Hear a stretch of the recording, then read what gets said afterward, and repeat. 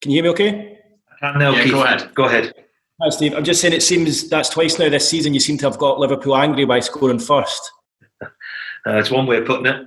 Yeah, I mean, we took the lead against them twice and it gives you something to hold on to, of course. And for large parts of it, in the first half in particular, we defended very, very well indeed, considering the problems that we've had defensively.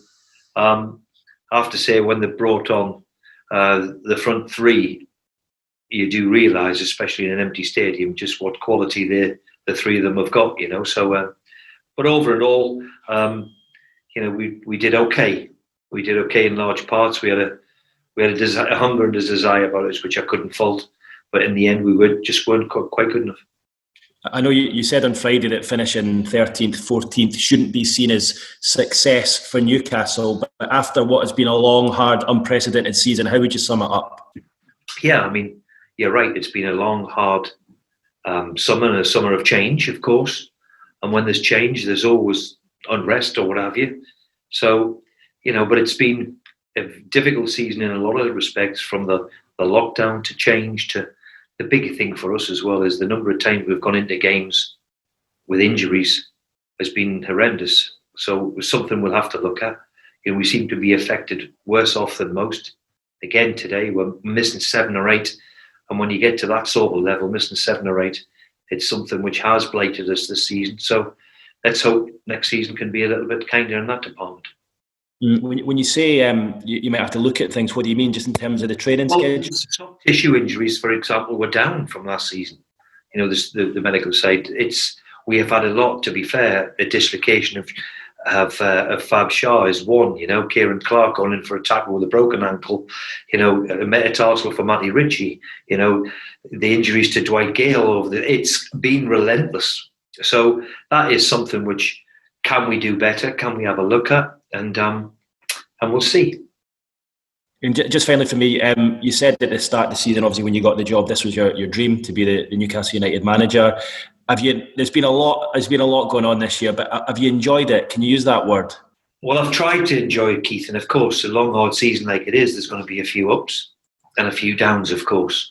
And what you try and do with experience is just try and stay in the middle. But I've been determined to do one thing, to come and enjoy it. And as I said many times, Keith, it would have been far easier for me, to say, oh, no, I don't fancy that because that's too difficult of a job. I might get a bit of stick there. That didn't come into the equation.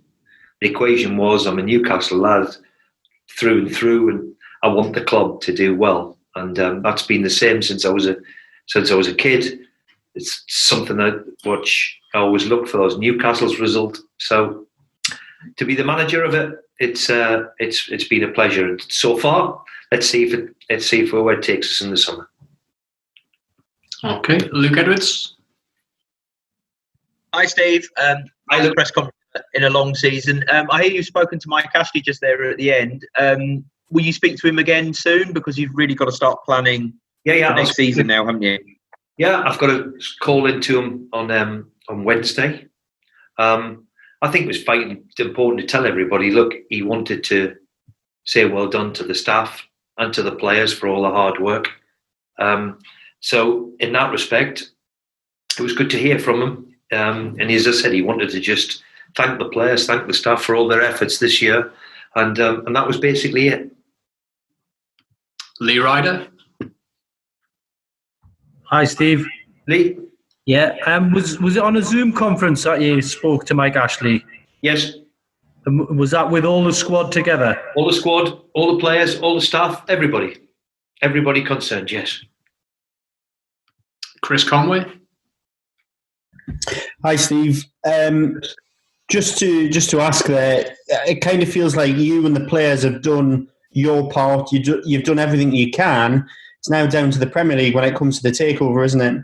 Well, I think that's vitally important that you go to town with them, because we need clarity. Is it going to happen or not? So how long do we want? So it is a frustration, and the club needs that clarity, all of us. So let's hope we can get that in the next few days or week or whatever it be. Scott Wilson. Hi, Steve. You say it's kind of got to be business as usual until a decision's made. So, presumably this meeting or this discussion with Mike next week is part of that. I mean, are you confident that if there is no change, that Mike and Lee and everyone, the backing's still there, that, there's a shared desire to take the club forward? I'm sure there is. And that's for every Premier League club every year. Everybody wants the club to do well. But as I keep saying, we need the clarity on the situation of the takeover.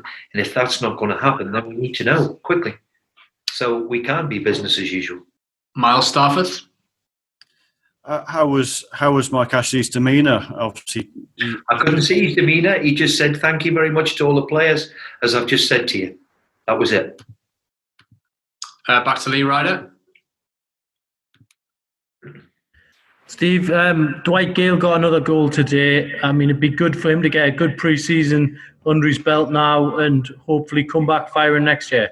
Well, he's one I just said to you in the interview. He's been one of who's been blighted by the time I arrived in China. He had a bad calf, which took weeks and months to get over. And then he did the other one, which took weeks and months to get over. So he's had a great end. So let's hope he can have a really decent summer and come back firing, because he's reminded everybody that the kid's a goal scorer. And I've said that day one, since I walked through the door here, the kid's a goal scorer, and given him an opportunity, he'll score, because that's what he's done all his career. Back to Chris Conway. Hi, Steve. Sorry, just me again. On the takeover. God, come on. Yes, what? Sorry. There'll be people looking at it who will see that there was no Matty Longstaff in the squad today and will say, that's it, he's gone. But do you think he could stay if the takeover goes through? Could that be the deciding factor? I'm hoping he stays one way or the other, and whether takeover or not. I don't think the takeover is going to influence that. Matty hurt his thigh yesterday, and he's had problems with that since we've come back in lockdown.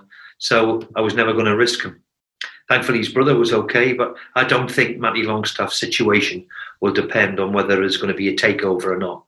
And I'm still hoping that he'll still be a Newcastle player when I come back in 4 or 5 weeks' time, whatever it is.